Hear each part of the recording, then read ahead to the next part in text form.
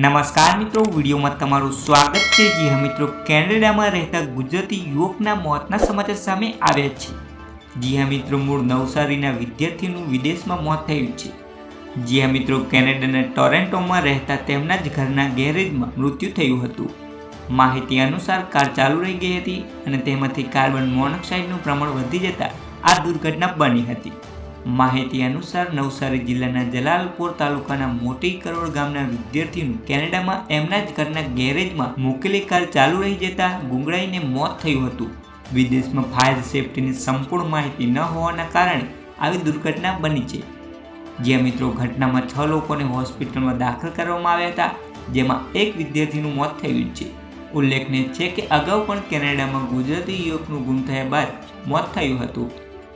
તો મિત્રો, આવી જ અપડેટો મળતી રહેશે, પરંતુ તમે ચેનલ પર નવા આવ્યા હોય તો વિડીયોને લાઇક કરી ચેનલને સબસ્ક્રાઇબ કરવાનું ભૂલતા નહીં। ધન્યવાદ।